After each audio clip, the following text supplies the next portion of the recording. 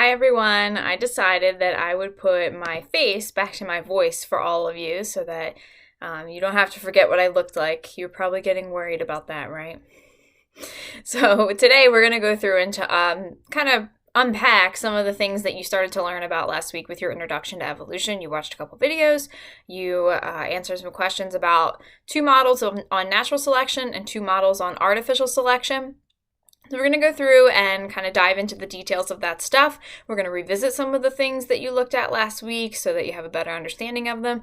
Evolution is something that happens over time. It's certainly not an instantaneous thing. So often I find that students have trouble visualizing it. So we're going to look at some storyboards today and a simulation of natural selection so that you hopefully can get a better feel for how it works and how it drives evolution. So we'll start with what evolution is. Evolution is the change in the genetic makeup of a population over time. So we learned about genetics, and the reason we learned about it before evolution is so that you can use your knowledge of genetics to then navigate your way through evolution.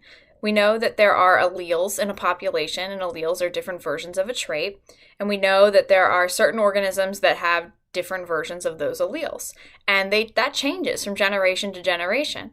So how that actually works, there's a really good example here with these insects. So we have some that are or have these green dots on their back, and then we have a couple in the population that have yellow dots on their back. It's noted in the picture that the ones that have yellow dots on their back have a gene that makes them resistant to pesticides. Pesticides are things that kill insects, right? So a pesticide has been introduced to this population of organisms, and their genetic makeup being they either have the resistance or they don't. The green ones don't, the yellow ones do. So when the pesticide is introduced, you're probably already thinking, right, what's going to happen here? The ones that are not resistant to it are going to die, and the ones that have the resistance are going to survive. Now, what dictated this resistance? It's not that these two insects got together and they're like, let's be resistant, right? No, they were born with this resistance already. There's something in their DNA that allows them to not be killed by this pesticide. So you guys remember transcription and translation? Right? So that process takes your DNA, codes for a protein. So that protein or whatever they're making, something that prevents that pesticide from breaking down into their cells and killing them, they're able to survive. So then what happens? Well, these two organisms, they've got nothing else to do, right? So they're going to reproduce with one another and they're going to make offspring and they're going to pass on that trait that was in their DNA, that heritable trait, to their offspring. And now their offspring will also have the resistance to the pesticide. And after so long, you're going to get generations of organisms that all have the resistance to the pesticide. And this is a real thing that happens. This is something that farmers face in agriculture all the time. They're trying to prevent insects from eating their crops, so they'll use a pesticide, but after so long, they find that the insects just aren't being killed by that pesticide anymore because all the ones that were going to be killed off are, like in the picture here, and the ones that are resistant naturally, right, by DNA, survive, and they're going to reproduce and pass on that trait of resistance. And now you have this whole generation that is a totally different genetic makeup than our original, right? Originally, we had some that were resistant, more that weren't, and now we have all resistant insects at the end. So this is evolution. This is the change in the genetic makeup of a population over time. You can see it right here. So we have to talk about Darwin, of course, right? You were introduced to Darwin in the first video that you watched last week. Darwin is the man when we're talking about evolution. He was the guy who introduced the theory of natural selection. He was one of the big names in evolutionary biology. He started off, his dad wanted him to be a doctor. And he didn't want to be a doctor. So he went to college and he started studying with a professor who was doing his research in botany, and botany is all about plants. So he became interested by this stuff and he decided that he really liked nature, and he became what they call a naturalist. And he got the opportunity to ride on a ship called the HMS Beagle. You might remember learning about that in middle school. This is not a Caribbean cruise line ship, right? This is a long time ago and the accommodations were not great. So he rode around for 2 years on this ship in probably not the best conditions, but it didn't matter because no matter where he went, no matter where he traveled, he found that organisms were best suited for the environments that they lived in. And that's true even now today, right? You know that. You don't see polar bears strolling around in the desert. Why? Because they're not best suited to live there, right? So he found that no matter where he went, he traveled, again, for 2 years all around the world. Organisms were best suited for the environment that they lived in. He drew pictures of them. He collected, I know this sounds gross, but dead specimens of them, fossil specimens, whatever he could get his hands on. And this helped him develop his theory of natural selection, which basically states that the environment dictates which organisms have the traits that are best suited to survive and then reproduce. He fell in love with the Galapagos Islands, and if you take AP Bio next year, we talk about the Galapagos Islands quite frequently. These are islands off the coast of South America, Ecuador, I believe, if my geography serves me correctly. And there were organisms there, a lot of different organisms. Their islands are really great places for evolutionary biologists because the organisms that live there usually have evolved under their own conditions on that island, and they don't usually match organisms on the mainland. For example, if you've ever been to Hawaii, there are organisms on the Hawaiian Islands that are nowhere else in the world because they have evolved separately of all the other countries and places in the world, and they have their own organisms there. But I digress. Darwin loved the Galapagos Islands. He took a real interest in the finches that live there. Finches are birds. He noticed that although they were similar looking birds, a lot of them had different beaks, and that was dictated by what kind of food they ate. Depending on what kind of diet they had, dictated the shape of the beak that they had. And he collected a lot of these birds and noticed that beak shape was driven by the environment or the food that was there for them. So natural selection. All right. So it's important to remember when we're talking about evolution, evolution is the thing, it is the change, and natural selection drives the change. So natural selection is one of the mechanisms of evolution, we call it. Mechanism meaning it causes evolution to happen. A lot of times students get confused and they think evolution and natural selection are the same thing. They're not. Evolution is the change, natural selection is the thing that causes the change. So this is going to occur just like with our beetles, where you have some organisms in the population that have favorable traits and others that do not have favorable traits, right? Like those ones that were not resistant to the pesticide. The ones that have the variations that are likely to survive will survive. They'll reproduce and pass on those traits. And the ones that don't have the trait, of course, or the advantage will die out. So let's look at an example with some rabbits. So this is a natural selection example that we're looking at. So we have some rabbits in the population. There are 2 types. Now these are members of the same species. You can look at them, right? They just have different fur color, just like we're all human beings, but we all have different skin color. These are rabbits that are members of the same species. Some have brown fur, some have white fur. All right, and if we're looking at where they are, right, they're in kind of a snowy forest environment. So in this winter forest, you have white-furred rabbits running around and you have brown-furred rabbits running around. And for the sake of the small box in the storyboard here, imagine that there's more than just 2 of each, right? We've got many of them running around. So which one do you think has the advantage in this particular environment? What are you thinking? The white-furred rabbits, right? And why is that? Well, because they're able to hide, right? They have better camouflage against predators, like this eagle here. They're going to swoop down and eat them. So if imagine flying from above, you're going to easily spot these brown-furred rabbits against that white snowy background, and maybe not as easily spot these white-furred rabbits up above in the sky, and more of the brown-furred rabbits will get picked off. So what happens over time, the white-furred rabbits have a much better chance of surviving the winter, as a lot of the brown-furred rabbits are probably going to get picked off.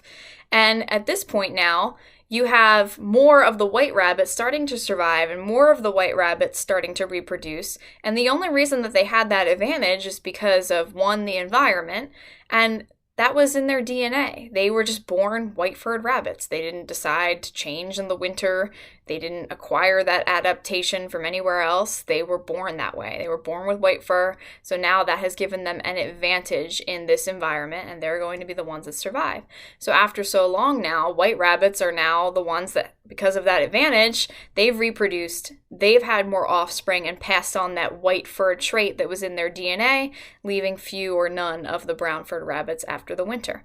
More than likely, once all the snow melts and the environment changes, now you're going to have probably more of the white-furred rabbits sticking out.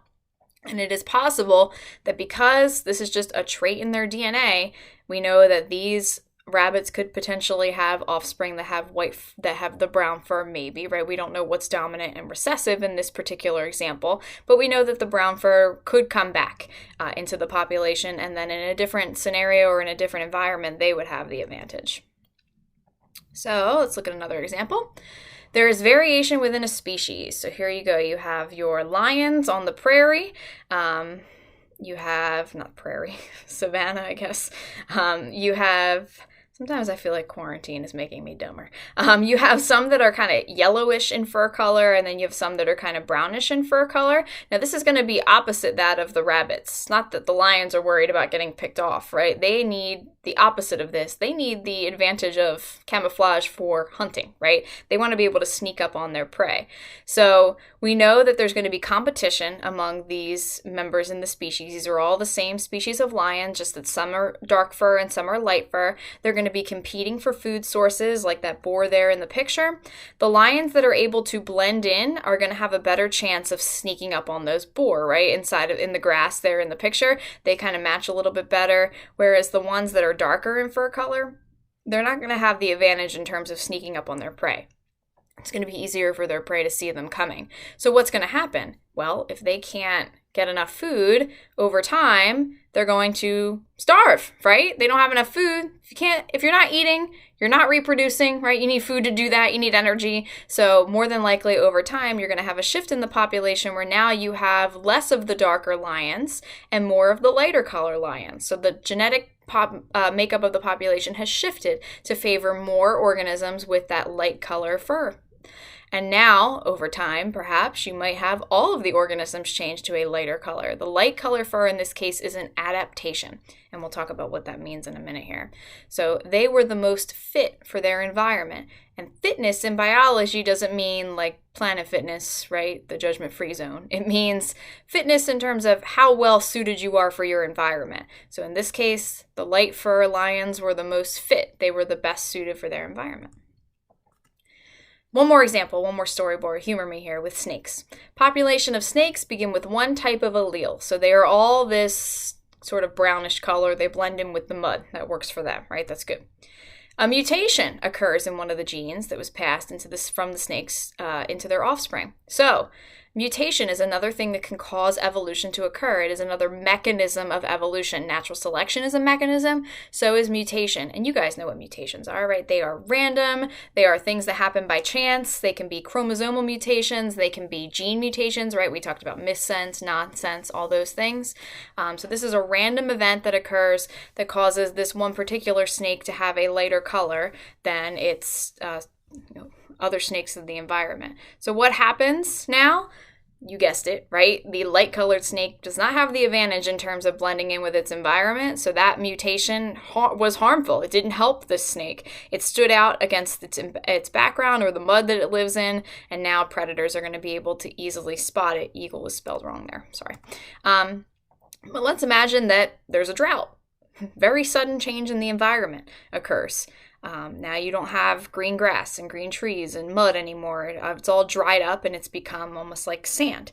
So with this environmental change, what happens? I know you're already thinking about it, right? Who has the advantage now? The lighter colored snake. So now the non-mutation, the dark color on the snakes is no longer the advantage. Now they stand out against their background and they're going to get picked off by predators. So what was an advantage in one environment is not an advantage in the other environment. So that can change. The environment can change which snakes are going to survive or which organisms are going to survive. And over time, what you end up getting is a population shift in terms of the genetic makeup. So you might have now more snakes in the population that are lighter in color. So this mutation that was introduced just by random chance, right? We know that mutations are just totally random. They occur whenever. This now is going to shift the population of snakes. They were once majority brown color. Now they are majority light in color. So now they have evolved or changed over time. All right. So one of the things that you looked at was this graph last week. Do you recognize it? You should, right? This is a graph that goes with the story of the peppered moth. So the pepper moth is this moth on the left-hand side of the screen here. The pepper moth lives in the forest of Great Britain. We'll keep it at that for now.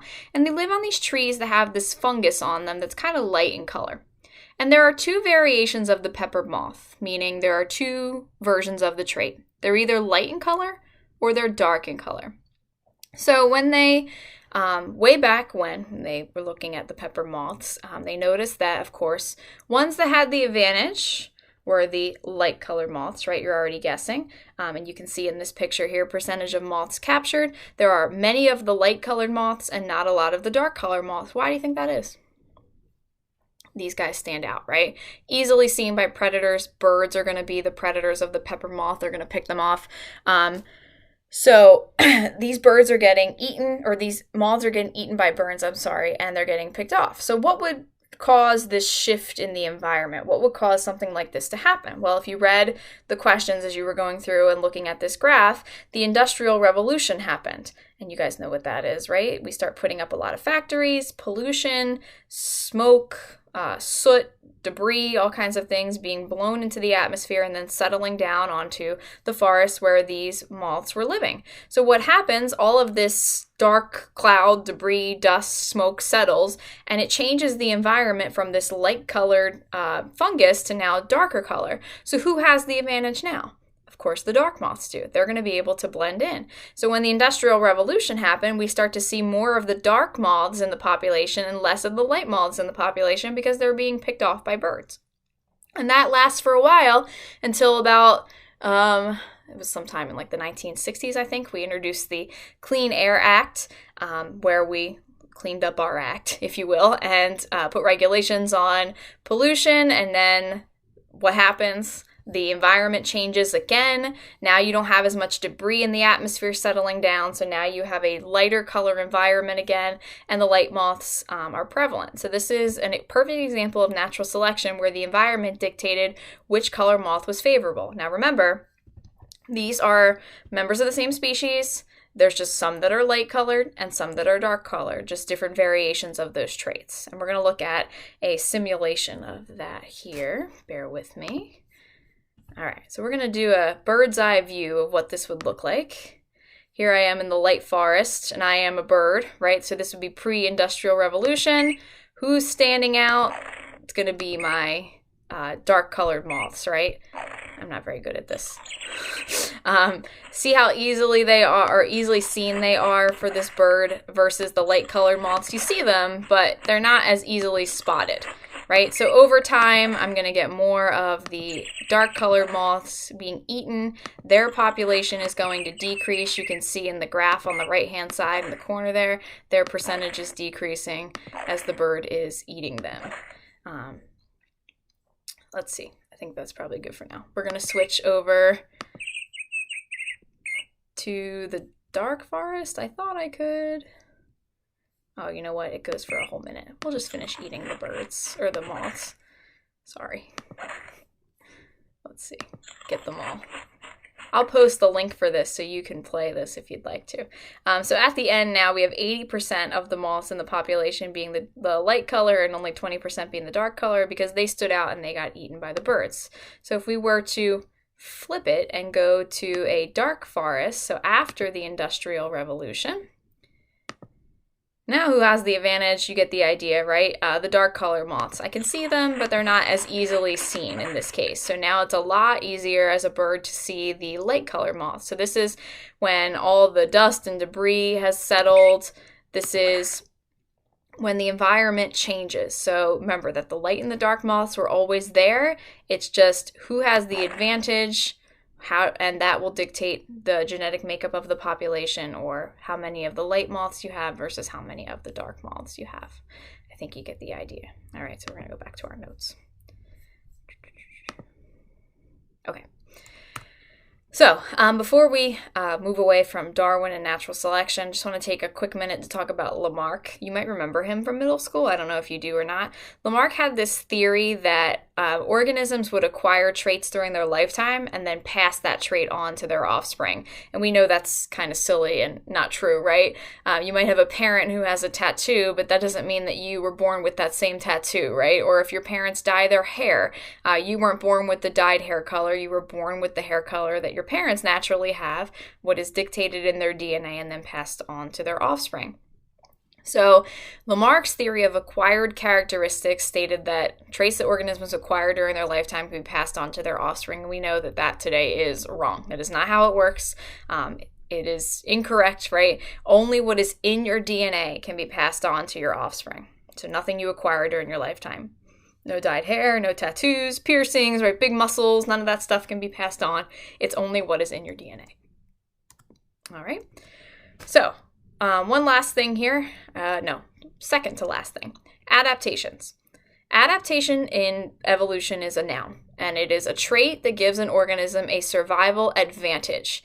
So the pepper moth, whichever environment it was in, right? In the light environment, the adaptation was being a light-colored moth. In our example at the beginning with the insects, having resistance to the pesticide, that was an adaptation. Any trait, remember a noun, that an organism has that gives them an advantage. So Darwin's theory of evolution explains how adaptations may develop in a species. You have certain traits that are favored by the environment, and they're going to persist or last from generation to generation, like this polar bear here. Polar bears have small ears and tail, and this adaptation minimizes heat loss, so that helps them stay warm in the environment that they live in. What are some other traits that this organism has that would be considered an adaptation? Think about it. Adaptations that a polar bear has. Well, if you're looking at this organism, right, it has white fur. That's an adaptation. Why? It's going to help it sneak up on its prey, right? And help blend in or camouflage it, just like we saw with the lions today. It also has, big, heavy, thick claws, right? That's going to help it. It is definitely a apex predator in the environment that it lives in. It's going to catch other organisms, help it fish, help it catch seals. What else does it have? I'm seeing it's got probably, I can't see them, but big teeth, right, also go along with the claws. So those will all be adaptations, traits that an organism has that helps it survive in the environment that it lives in. And one last thing here before we sign off for today, artificial selection. You saw this example with wolves and dogs. Artificial selection is when nature does the selecting. Not when nature does the selecting, when humans do the selecting. Nature provides the variation and humans do the selecting. We do this all the time, right? We do this when we breed dogs or when we breed cats, right? When we breed horses for racing, when we breed certain crops for buying produce, right? You don't want the sad, lumpy loser apples, right? You want the ones that are the most plump and rich and pretty to look at and delicious to eat, right? So we purposely breed certain versions or certain organisms that have the traits that we like. We do it all the time. So Darwin made the argument, well, if we do that with crops and livestock, why couldn't the environment do it as well? It's something that helped his argument when he was putting out his idea of natural selection. So here's an example here in the picture with the wild mustard plant. If you don't know what that is, it is a plant that has helped us develop all these other plants that are around it. So we have picked certain traits that the wild mustard plant has, like its broad leaf for kale, and we have, over many, many years of selection, picking the wild mustard plants that had the biggest leaves, we were able to get different versions or different species from this one in the middle. So this is artificial selection. You also saw it with the wolves, coyotes, and the dogs in that model you looked at last week. All right, so this is natural selection, artificial selection. I hope this kind of gave you a good visual of how it all works. We're going to continue on Wednesday this week with another example, a great example of natural selection with mice. They're called rock pocket mice. They're pretty cool. We're going to watch a video about them and answer some questions about them. And then Thursday, normally we would have independent work day, but Thursday school is closed. Well, school is closed anyway, but remote learning is off for that day. It's canceled. It's supposed to be a professional development day, and now it's just going to be a no school day. All right, so let me know if you have any questions. What we're going to do for this now at the end of this lecture, I'd like the first half of your class, and I'll put a note about this on the video, the first half of your class to pose a question about the material in this lecture. And if you are someone who comments in the first half, again, you're making a question. If you're somebody who comments in the second half of this thread, you're answering one of the questions that was posted. So I'll show you an example of how to do it. That'll count as a daily grade for today, or grades are all worth the same right now. So it will count as a grade for today as just a collaboration, working together, making sure that you are understanding what was in this lecture today. All right, take care of yourselves, everybody. I will hopefully see you soon.